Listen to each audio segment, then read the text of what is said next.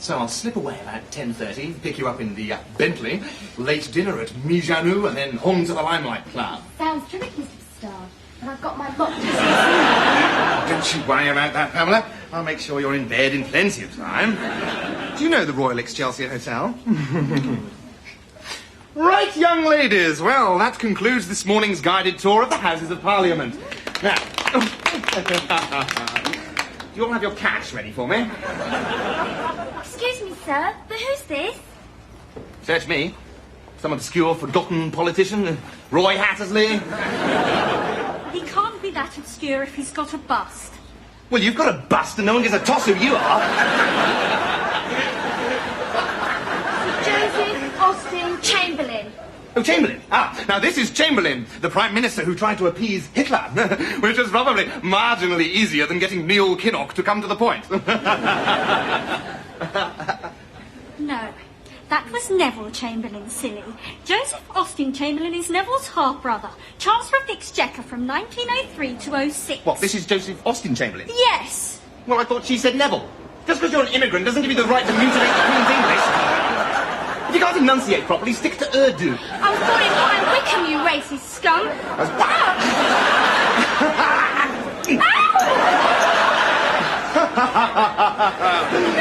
Now then, these are your tickets to the public gallery. Now, these cost £10 each. I'm sorry, but tickets to the public gallery are free. That would be a gross infringement of our civil rights if we had to pay to watch our elected representatives at work. I have had just about enough of you.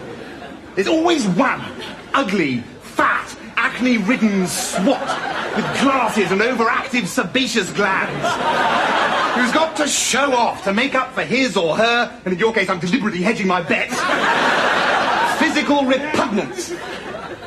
What's your name? Agnes Tebbit.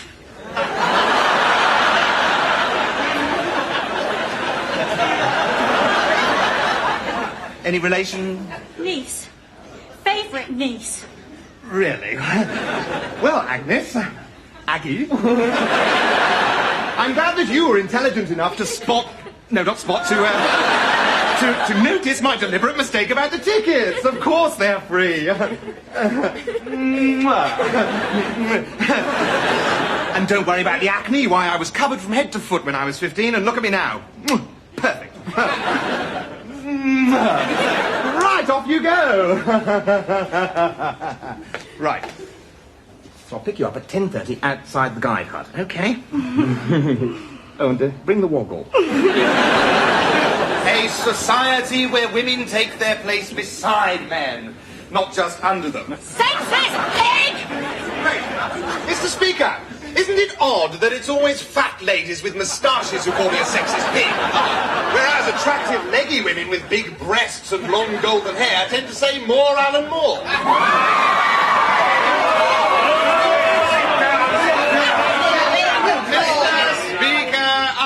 Not a sexist pig. The honourable, well, what should we call it? Lady, woman, sister, thing. She must have a dirty mind. But then she'd need a dirty mind, wouldn't she? Because looking like Piltdown Man, the only fun she's ever going to have is in her imagination. No, I will not give way to these German shot-put teeth. Mr. Speaker, what I was trying to say before I was so ignorantly interrupted by the marginal member for some dreary little suburb... Have you, Mr. Speaker? Really, gentlemen shouldn't kiss and tell.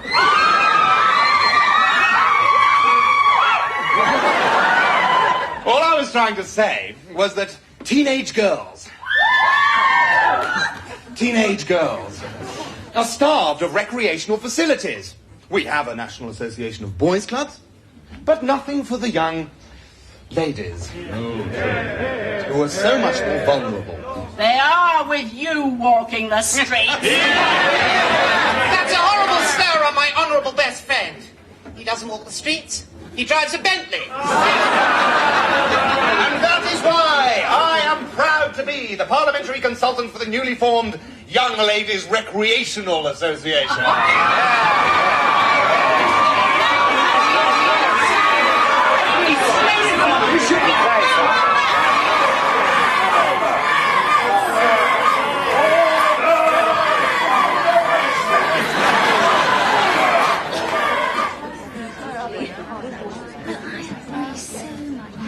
find that your flourishing facial hair makes you a better crossman? Pardon my wife, Dame Cicely, she's blind in one eye.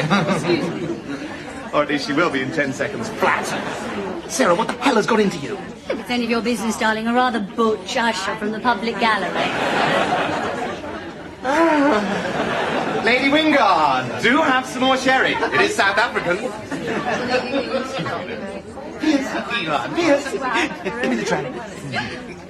You're not here to enjoy yourself. Ah, so you don't have to be a lesbian to be on the committee. You can just be booked. Listen, Sarah. Why are you deliberately trying to sabotage my career? Oh, why shouldn't I? You sabotage my career. What career? Shopping. If you want a loyal, helpful, supportive Tory wife, pay off my credit card bill. Well, I would do, darling, but it's a choice between paying your dress bill and personally financing Britain's independent nuclear deterrent. Alan. You know you told me to tell you when it was 10 o'clock? Yes? Well, it's 15:15.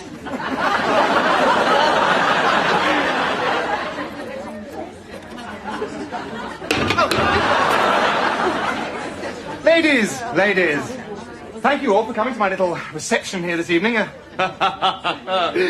So, you may find that Alan Bastard and the Young Ladies Recreational Association make rather odd bedfellows. Oh, I wouldn't say that, darling. You've screwed worse. We live in a dangerous age. Innocence is all too often exploited and not protected. You know, I often drive through King's Cross or take a stroll through Shepherd's Market and I come across scenes of horrific degradation. But I always do what I can to help. Yes, he does. He often gives them money and sometimes a hotel room for the night. Well now, Peter Woods promised to feature my speech on the television news tonight, so television please, Piers. Right. Stand here. Having the fish removed surgically. Rees-Mogg, the oldest cat in Britain, has died in Hartlepool. Mr. and Mrs. Kirby, Rees-Mogg's owners, said they intend to eat him for Sunday dinner. But Ken Kirby, it'll be the first meat we've had this year. Tonight's main story again.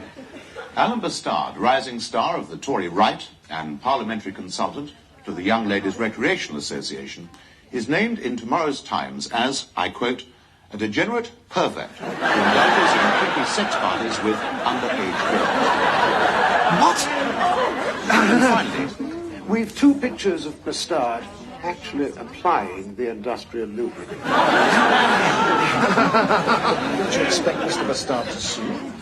My editor's prepared to back me all the way. After all, a free press and a free society is a bastion of our British way of life. Well, now, let's look into these alleged offences in more graphic detail. No. Ladies, please, don't go! You can't possibly believe all that crap! So, they've got him at last. Alan, Sarah, I'm sure it's all a terrible mistake. Oh, don't be stupid, Piers. He's the biggest pervert outside the government. Industrial lubricant, young girls, a mere hors d'oeuvre. I don't want to hear this, Sarah. He doesn't want to hear this, Sarah. Shall I tell him about the old English sheepdog and why we had to have all his fur cut off? And did those feet? Well, at least Bonzo was a mammal. Let's talk reptiles. Let's talk about Brian, the obliging iguana. At least Brian was grateful and it lasted more than 30 seconds. All right. And whether you believe me or not, the story in tomorrow's Times is a vicious fabrication. I don't believe you. I'm going to sue them for so much money, even you couldn't spend it in less than a fortnight. I'm going to need you by my side, though, darling. We'll have to present an image of married life so blissful we make the Jeffrey Archers look like the J.R. Ewings. Me? Why should I help you? You degenerate little creep. Because you're my wife. Because you love me. Because I'll give you 10% of the damages if we win. 10%, try 50. You're joking. 20. 40. 25. Done. Oh, darling, I'm so lucky to have you. Yes, well, you haven't in over 6 months. You obviously prefer teenagers. God, that's right, I've got a date. Green and pleasant land. Alan, I've gone deaf. Alan, help! Oh.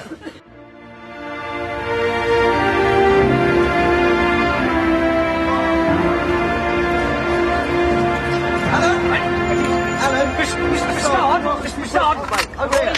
Over here! Bastard! Morning. Mr. Bastard! Hello, darling. Mr. Bastard! Alan! Get the kid, Bastard! Oh, dear. Are you confident of winning this case? No, I'm suing because I know I'm going to lose.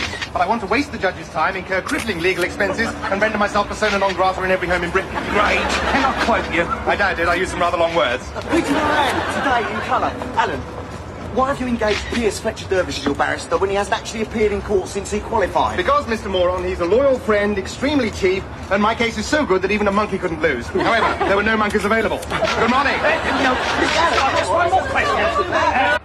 I swear by Almighty God that the evidence that I shall give shall be the truth, the whole truth, and nothing but the truth. Amen. Oh, may I keep it with me? It gives me such spiritual confidence. Yes, I'm sure. Now, you are Sarah Bastard of Ingleborough Hall, Halton Price, Yorkshire? I am. And you are married to Alan Bastard, MP? Yes, I have that honour, thank the Lord. We have an idyllic marriage based on Christian love, total mutual honesty, and sexual abstinence, except for the purpose of the procreation. Yet you have no children. Well, my husband's a very busy man. Mrs. Bastard, you surely don't expect the court to believe this fantasy of marital bliss. No, Sir Austin, I cannot allow you to harangue this witness, this lovely, pure girl, this fragrant rose, who is not on trial herself, but is here to prove that her husband would not need recourse to furtive illegal coupling with young girls in gym slips and navy blue knickers. Pardon my confusion, my lad, but I had thought that Mr. Fletcher Dervish appeared for Mr. Bastard. As I take your point, Sir Austin, perhaps I've allowed my appreciation of this angelic female, this otherworldly goddess. Yes, quite so, my lad. So, Mrs. Bastard, what would you say if I were to tell you that I have found a witness, an usher from the House of Commons, who will testify that you performed an obscene act on him using a Jerusalem artichoke? A pair of jump leaves. And, not to put too fine a point on it, a pencil sharpener.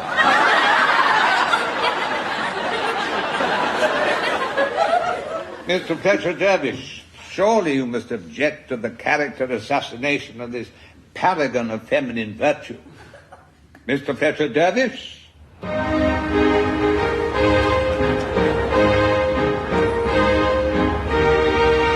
Excuse me, officer.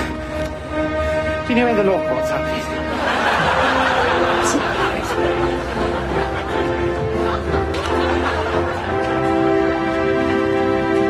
Now, Mr. Bastard, you've heard the evidence of the manager of the Royal Excelsior Hotel who saw you book in the company of several underage girls. Yes. I'm the parliamentary advisor to the Young Ladies Recreational Association, and so naturally I wanted to find out what young ladies like to do for fun.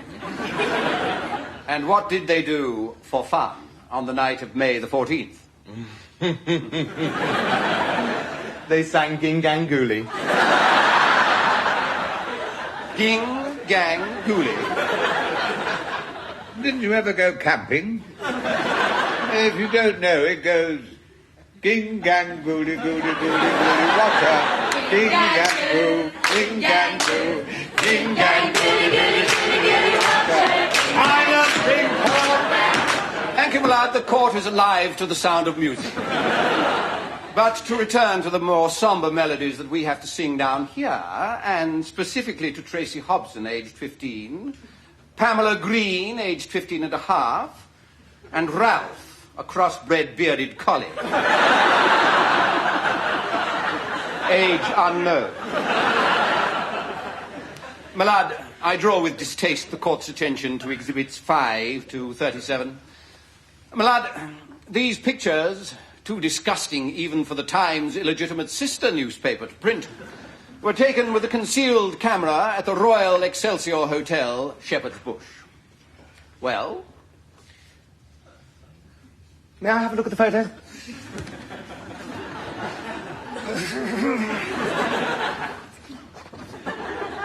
I've never seen them before in my life. They've quite obviously been touched up. So, my clients contend, my lad, were the girls.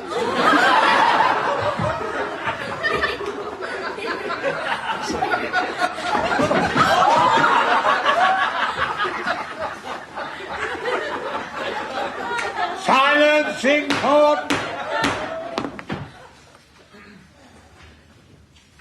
Mr. Fletcher Dervish, I presume?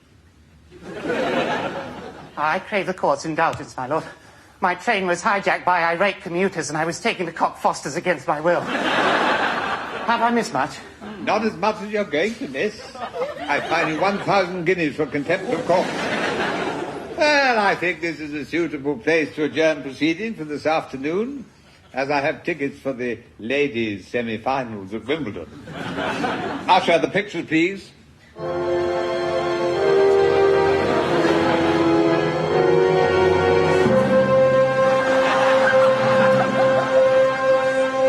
So, there you were, concealed in a wardrobe in room 305 of the Royal Excelsior Hotel with your camera, forced to watch this thoroughly filthy fellow, Alan Bastard, a member of Parliament, in the act of corrupting 8 innocent schoolgirls and a sheepdog of previously unblemished reputation. Yes, sir. Mr. Bastard was completely unaware of your presence? Yes, sir.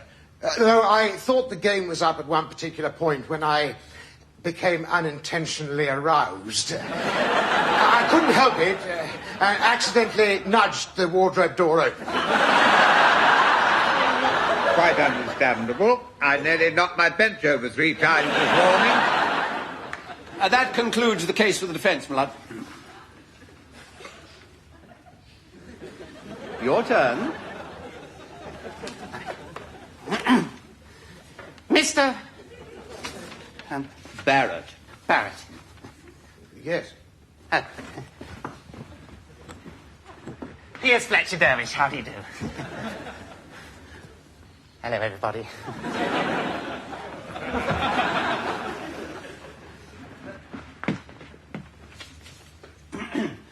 Mr. Barrett, this case really stands or falls on your evidence, doesn't it now?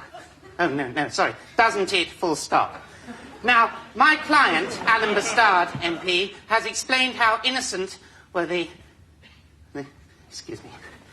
What's his word, Alan? What? Activities. My lad, with your permission, I'm sacking my counsel and representing myself. I always knew he was stupid, but I thought at least he could read joined-up writing. All right, Barrett. Let's get down to cases. Nothing illegal happened that night in the Royal Excelsior Hotel. A few songs, a few party games, a few barbecued sausages. That's all. As you well know, for you, a self-confessed peeping Tom was skulking in the wardrobe all the time. So, where did these, frankly, shocking photographs come from? Simple. You faked them. No, I'm a respectable journalist. Well, that's a contradiction in terms. Ladies and gentlemen of the jury, look at this pathetic, evil, subhuman character. Can you possibly be surprised that he hates me so? I'm richer, infinitely better looking. I drive about in a Bentley, and I have a beautiful wife. Whereas you are a malformed, scrofulous, clapped-out, old alcoholic who's only got a job because all the quality journalists resigned when your newspaper moved to Wapping. Well, It's true. It's true! I made the whole thing up and faked the pictures. I hate you. I can't help it. You're so handsome and rich. And I'm so ugly and poor.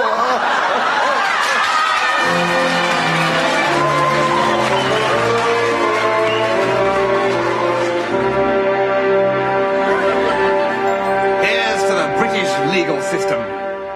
Oh! Operin can market an arthritis treatment more crippling than the disease and settle out of court for a few thousand a head. But if a newspaper says that a Conservative politician likes to dip his wick, bang! I get £500,000 in damages. Cheers. Front door, Pierce. God, wasn't I brilliant in court, the way I broke down that journalistic skunk. You were, my darling. Did you not actually? Out of my way. Alan, I told him I didn't think he'd be very welcome. Well, we did it, me old mate. I beg your pardon?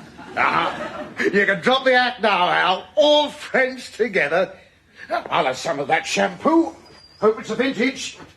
$500,000, eh? Look, I don't know what you're doing here, but I'd advise you to leave immediately before I set Mr. Fletcher Dervish on you. He once went 7 rounds with Joe Bugner. Yes, but we were only drinking lemonade shandy. Oh, all right. A joke's a joke, Al. I like a good laugh as well as the next bloke. And you were magic, darling. Was she in on it? In on what? The fiddle. Your old man contacted me with this brilliant idea to make a quick fortune.